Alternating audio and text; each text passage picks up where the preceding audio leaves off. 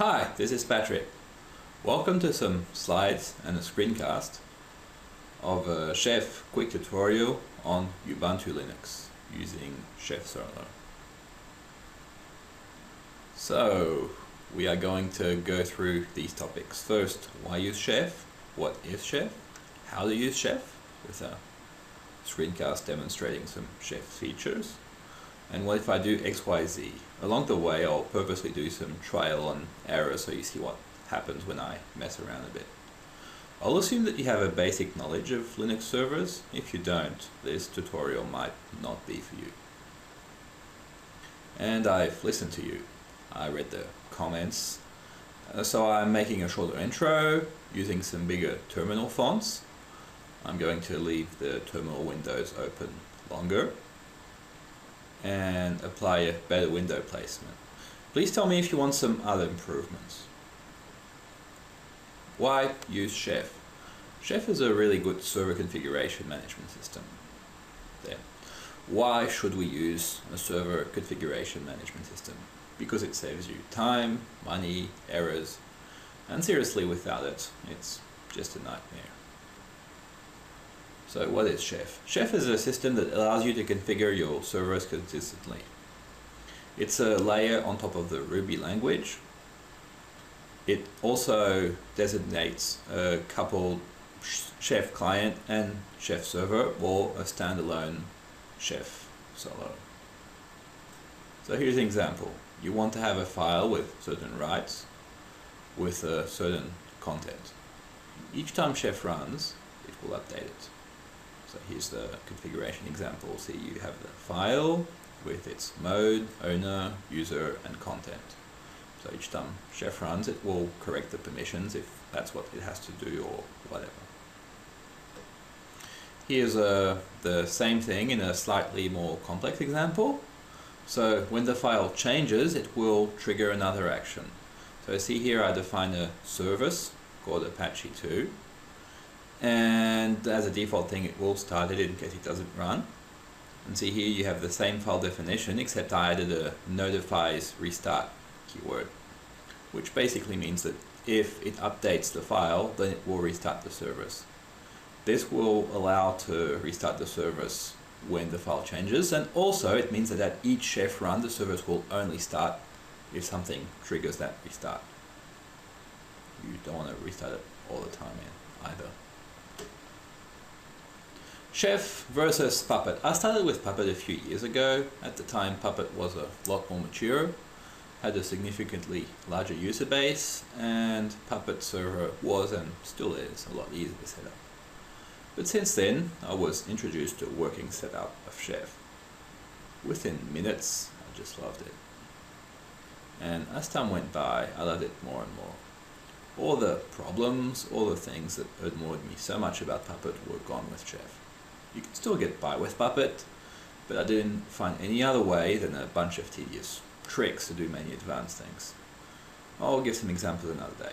This video is about why Chef is awesome, not about Puppet.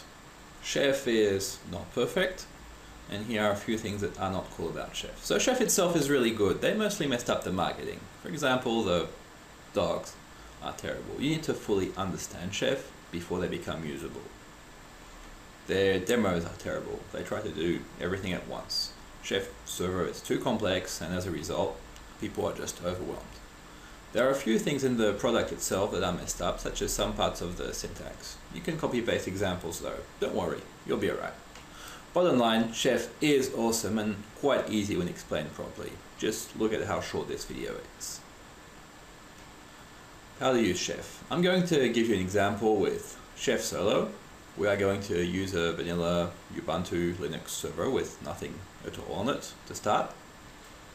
We'll install Chef with a single command line. We will then create a Chef configuration directory and do some Chef stuff with it. I will introduce you through some examples to some key concepts, such as cookbooks, recipes, resource definitions, templates, triggers, that was the notifies keyword that we saw earlier, to services, attributes, and ordering. This is the last slide before the screencast. please do this with me. It's easy. Just pause, rewind if you miss anything, or allow me to do it with me. You must combine theory with practice, otherwise you won't really learn. Special effect! Great, so we have a Ubuntu server that has nothing on it. It's a Ubuntu 12.04 precise, so that's just all it is. And it doesn't have Chef yet. So I'm going to install Chef with a single command line, which is this. And this will download it from Obscode, the people who made Chef, and install it, the last version. So now we have version 11.8.2. We should use at least 11.4 to do this demo with me, but you should be alright doing that. Great, so now that we have Chef, we have to make a configuration file in the /etc/chef directory. That's where it goes and looks for things. And it's called solo.rb. That's the default file. So you don't really paste it, and you can do the same. I'll put it in the video comments. So basically, see here it says that here it sets a variable, and here it says that the cookbooks are in cookbooks, the databags are in databags, role paths, the roles in roles, and that we want to log in a very verbose way. Notice here there's equal, here there isn't, because that's the variable. This is statements, and we are not going to use the databags today, but it's good to have a good configuration. So for this to work, we need to create the src directory, and within that directory we'll create a directory for cookbooks, databags, and roles. So a cookbook is a bunch of recipes put together, or maybe just one. There will be statements that define properties of different resources, so I'll show you how that works. So within the cookbooks directory, I'll create a cookbook called common, which is common stuff for a server to do. The name's just like that, you can call it whatever you want. And within it you create a recipes directory, and we are going to create a default recipe, default.rb. Great, so this in this recipe we'll first do something really simple.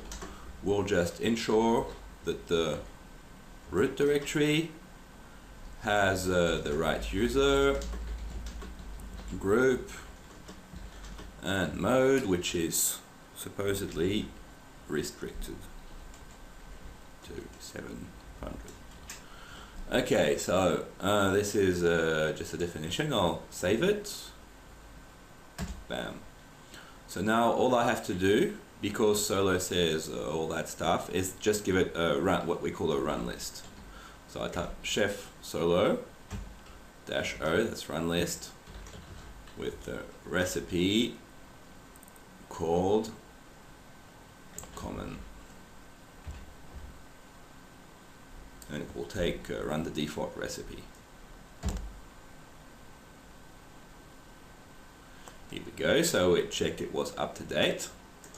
And if I change it, say I put some other mode on /root, it will then change it.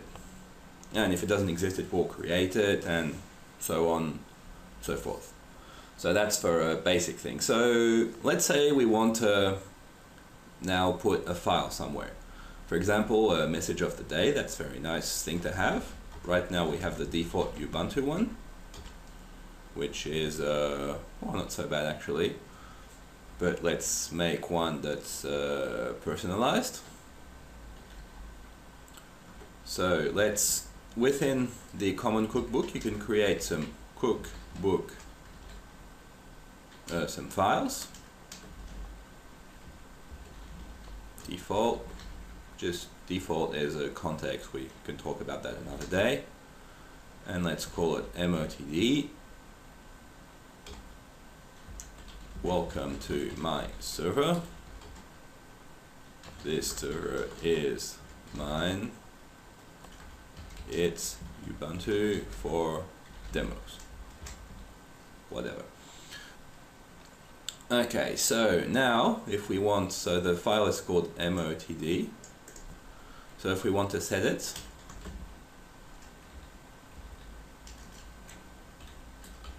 to put it somewhere, we're going to put it within the recipe. Recipe is default. Let's edit it. And I say I want to take a file from the cookbook, and it will be /etc/motd. And just the fact that it has that name means that it takes it from files context, which is here default. And we have the same permission things. It can belong to all that except for mode. We'll make it a bit more open. I think it's 644 is good. And end. Let's save this.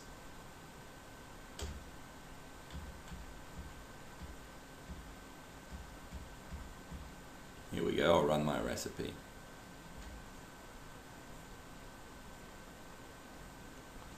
So see, it shows you the diff, how it changed it. It updated it, took this old stuff up, and put this in. You can see it has the right content here. Now that we've went through updating files, let's go through other operations.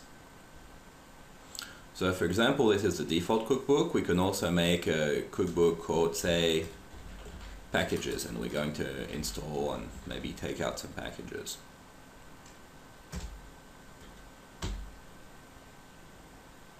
So here we can say that we have the package called whoopsie that sends it's a package I don't want. It's a default thing in Ubuntu. Default action remove. Notice here this is a Ruby symbol thing. Just copy paste it. You can learn about it if you like. So if I just execute this, as you can see, no remove, it only does that. So we have to run recipe common packages.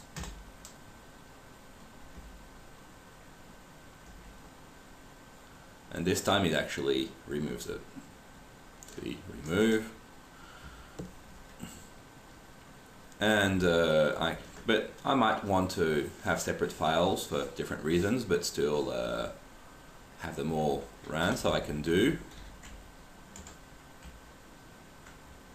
make it before, after. I can say include recipe common packages, and here we go, it's going to be run.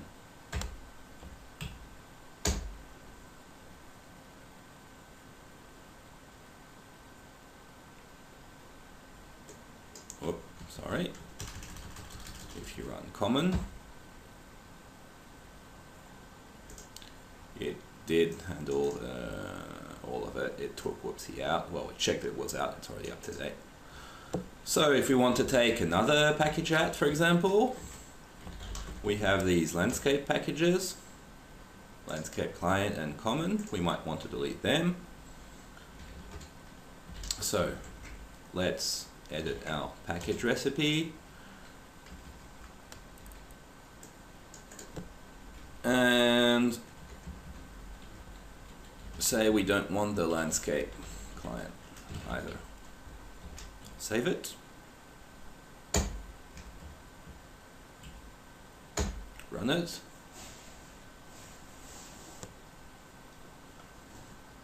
Okay, so it did delete it.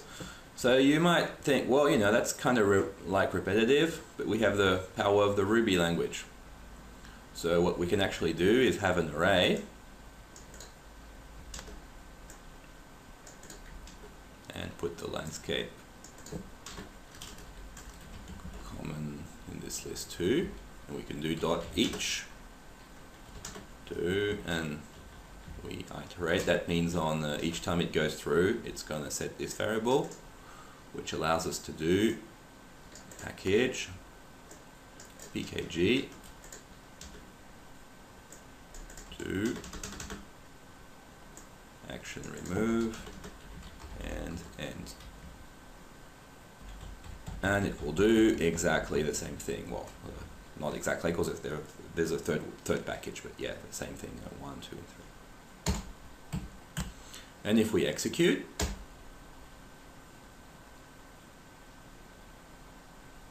we indeed see it also took this one out. So see, landscape common, landscape client, whoopsie. So that's pretty nice. You have the full Ruby language. You can also put some conditions. Great, so here are some basics. We can also install some packages. Say I want to, after that Ruby thing, package thing, I also want to say install Ruby. I can do package Ruby action install. And because this is the, I'll put a more recent one. Because this is the default action, you can actually just put package Ruby, just like that, which is very nice.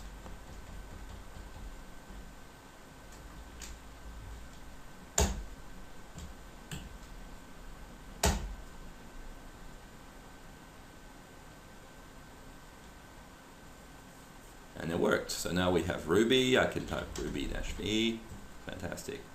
The 193 is actually, or 191 is actually 193. It's a weird thing of legacy Debian stuff that was it happened. See, it's 1, but then it goes as 1.3, but whatever.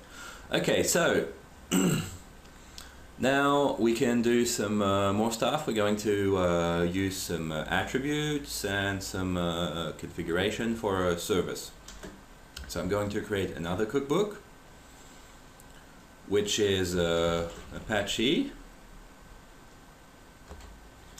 and we are going to be able to set some server limits as an attribute. So let's create some and use some templates. So let's create some recipes, a directory for templates. So just like the file, it's got default. And let's create one for attributes. The way it works, it's a default attribute. Oops, VI attributes default.rb. So the way that works is that you can have a special object called node dot default, and within this default thing you can do like you have this, and you can say then that it will be set to the let's say it will be a server limit, and that will be equal to 128. Now this is accessible within the recipe, so I'll show you that with node dot and that stuff.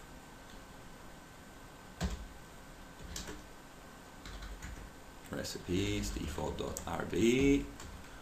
I can just log just to show you node Apache RB limit.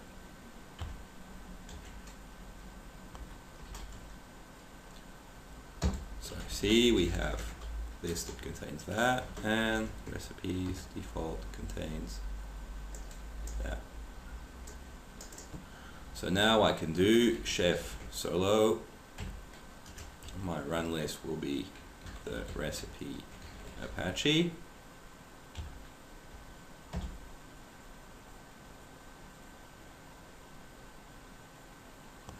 So it logged 128, which is the value that we put.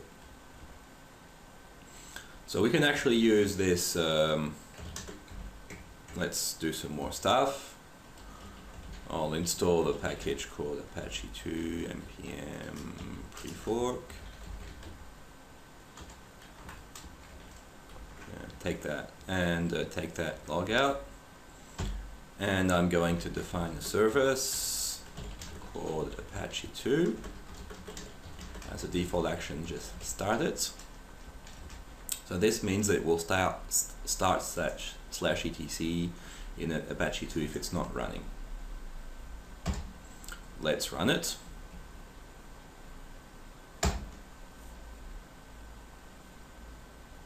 Installing.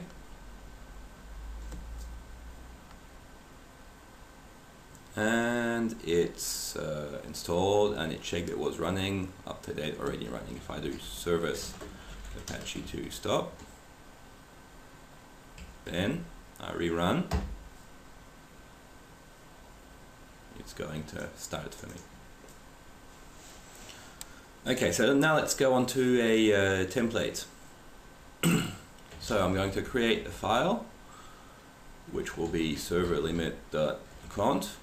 So unlike just the files, we actually got to put .conf.erb, and it will still take serverlimit.conf, as you'll see. ERB is a special template language in Ruby. You can all learn about it. For now, we'll just use one single thing in it, which is reports and attributes. Well, we want server limit and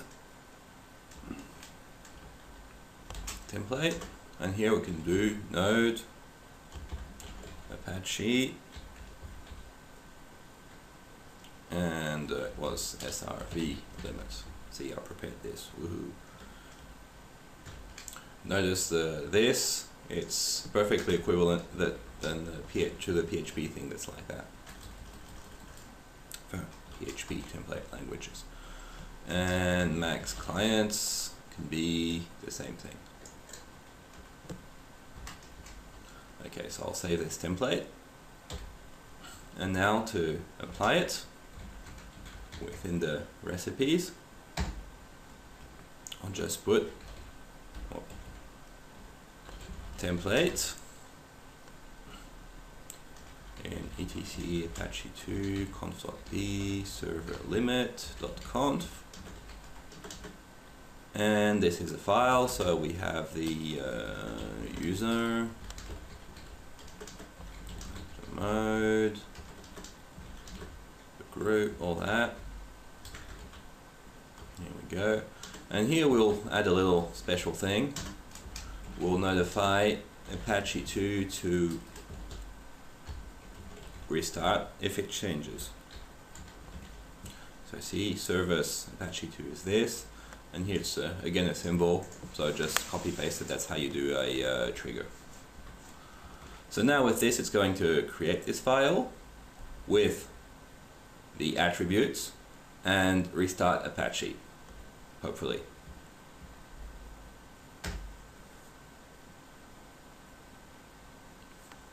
Well, good content.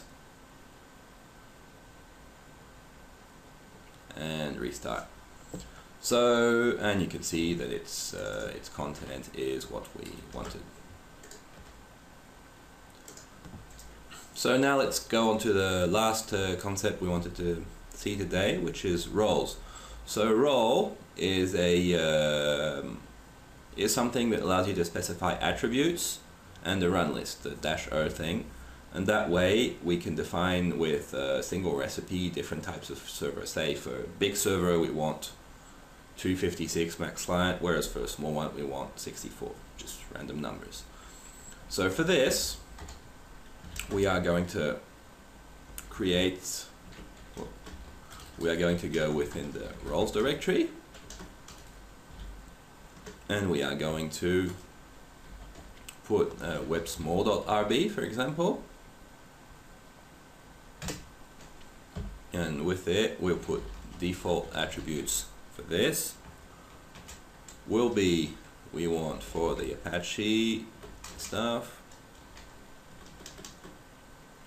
srv limit to be small 64,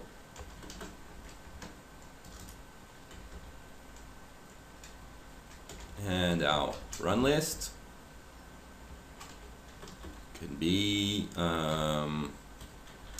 the common recipe. That way we can do it. It can be a generic thing for servers. And the Apache recipe.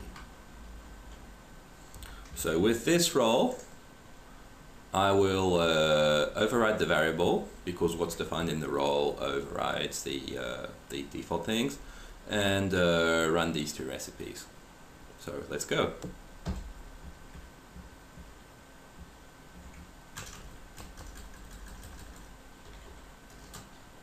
Role web small.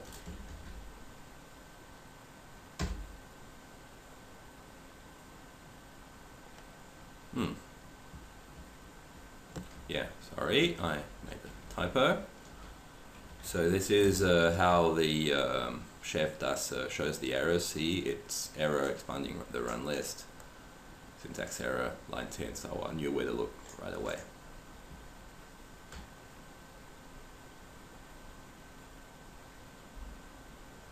Here we go, see, it changed this, and as a result triggered the Apache restart. Okay, so now the next step, we can create another role, web large, and we can edit it to make it large.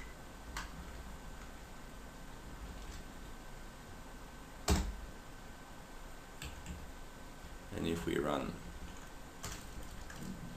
web large, it will put it large. So the idea is that a server, one server has a its own role. It's attributed to the server, and update itself. And you can attributes can be all sorts of things like system. You can, for example, I have a MySQL recipe that takes how much RAM there is and takes out a little bit for the system, and then takes some percentages, which is really nice. And that is it for today. This was a quick chef tutorial. Please comment, subscribe, ask about more things. I'll be publishing some more recipes about chef.